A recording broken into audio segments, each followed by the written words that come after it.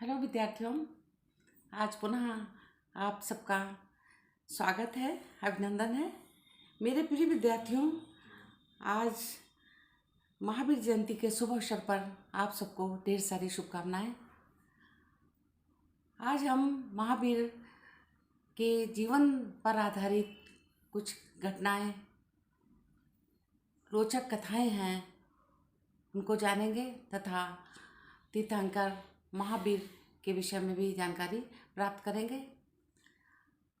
अगर आप ध्यान से सुनेंगे तो अवश्य आपको प्रेरणा मिलेगी। क्या आप जानते हैं कि महावीर स्वामी को तीर्थंकर क्यों कहा जाता है, या तीर्थंकर माने क्या होता है? तो तीर्थंकर वह व्यक्ति हैं जिन्होंने पूरी तरह क्रोध, अभिमान, छल, इच्छा आदि पर विजय प्राप्त की है। जैन धर्म में तीर्थंकर उन लोगों के लिए प्रयोग किया जाता है जो स्वयं तप के माध्यम से आत्मज्ञान प्राप्त कर लेते हैं और वो संसार सागर को पार करने के लिए तीर्थ की रचना करते हैं, जो आध्यात्मिक मार्गदर्शकों के लिए एक आदर्श बन जाते हैं। वह तीर्थंकर कहलाते हैं। तो महावीर जैन धर्म के 24वें तीर्थंकर थे। इन्होंने भी जो है अपने आत्मज्ञान प्राप्त किया था तपस्या के द्वारा, तभी वो जो महावीर के जो उपनाम लगाते हैं वो लगाते हैं तीर्थंकर महावीर स्वामी।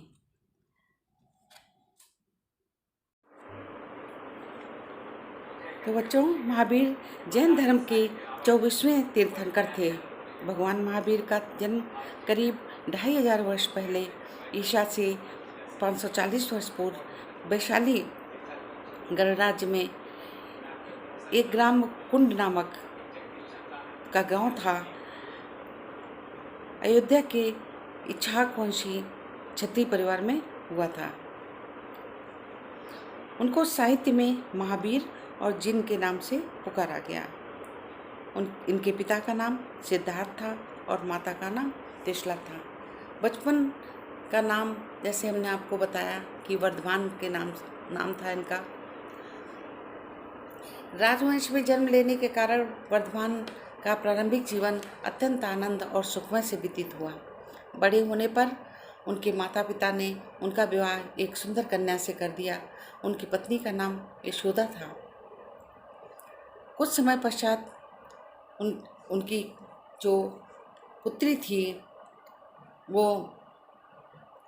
उसका विवाह उन्होंने एक जमाली नामक युवक से कर दिया और अपने माता पिता की मृत्यु के पश्चात उनका मन गृहस्थ जीवन में नहीं लगा, तो माता पिता की मृत्यु के पश्चात उन्होंने अपने बड़े भाई नंदीवर्धन से आज्ञा लेकर के 30 वर्ष की अवस्था में ही गृह त्याग दिया था।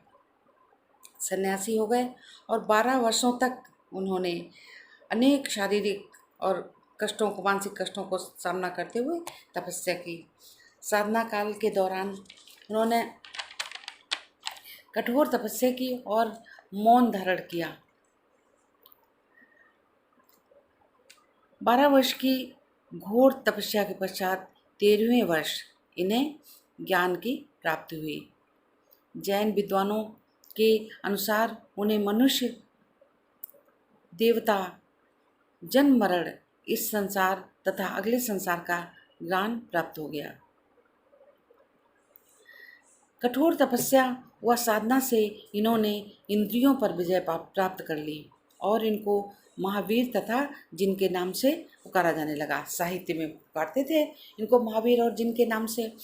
ज्ञान प्राप्त करने के पश्चात इन्होंने अपने 30 वर्ष तक ज्ञान का प्रचार और प्रसार किया और भ्रमण करते रहे समाज में।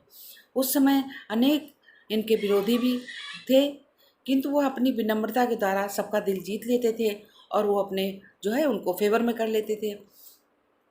साधारण जनता उनसे बहुत प्रभावित थी। उन्होंने घूम घूम कर उपदेश दिए और उनके सरल जीवन और मृदुल वाणी से लोग बहुत प्रभावित हुए और सैकड़ों इनके अनुयायी बन गए थे।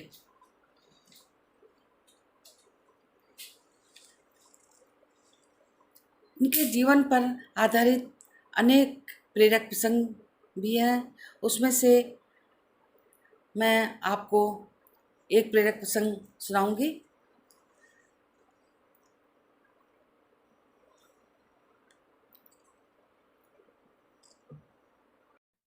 तो चलिए विद्यार्थियों, हम महावीर स्वामी के जीवन से संबंधित एक रोचक घटना के विषय में जानते हैं। राजा सिद्धार्थ के राज्य में राजा सिद्धार्थ के जो कौन थे, ये वर्धमान के पिता थे। वर्धमान किनका नाम था? महावीर का बचपन का नाम था। तो वर्धमान जो के पिता थे सिद्धार्थ, उनके राज्य में सैकड़ों घोड़े थे गौशाला में। एक बार की बात है कि दो हाथी आपस में लड़ जाते हैं और खाने की वजह से लड़ते हैं। तो उसमें से एक क्रोधित होकर बाहर निकल पड़ता है और वह वश में नहीं रहता है। सैनिक बहुत कोशिश करते हैं कि उसको पकड़े, परंतु वो नगर में भागता हुआ जो सामने आता है उसको कुचलता हुआ, तहस नहस करता हुआ, जो भी सामने पड़ता वो भागता जाता है। सैनिक बहुत प्रयत्न करते हैं, तब ये बात महावीर के कानों में पड़ती है और वो उधर चल देते हैं जिधर हाथी तहस नहस कर रहा होता है।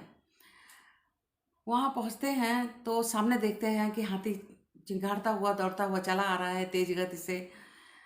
महावीर को कोई भय नहीं लगता है, वो चलते जाते हैं और वो हाथी भी दौड़ता हुआ आता है। एकाएक इस तरह रुकता है जैसे एक तेज गति से गाड़ी आती है और उसमें तेज गति से आते हुए ब्रेक लग जाए, इसी प्रकार से वो खड़ा हो जाता है। महावीर उसकी आंखों में आंखें डालकर कहते हैं शांत भाव से कि हे गजराज, तुम जो है पिछले जन्मों के कारण इस जन्म में पशु बने और अब भी समय है, तुम इस जन्म में अपने कर्मों को सुधार लो, जिससे नहीं तो नरक में जाओगे और भयंकर पीड़ा का सामना करना पड़ेगा। हाथी को ये बात समझ में आती है।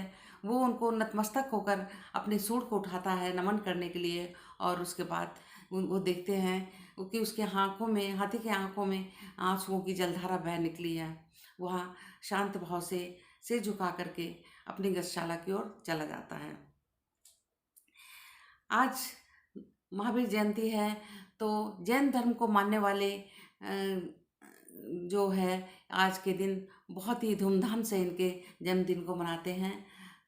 महावीर जी अपने पूरे जीवन समाज को हमेशा सत्य और अहिंसा का पाठ पढ़ाते रहे और उनका मानना था कि जियो और जीने दो, इसी पर वो बल देते रहे और अपने जीवन भर अपने समाज को के हित में, समाज के हित के लिए उपदेश देते रहे। तो विद्यार्थियों, अब हम अगले वीडियो में मिलते हैं। धन्यवाद।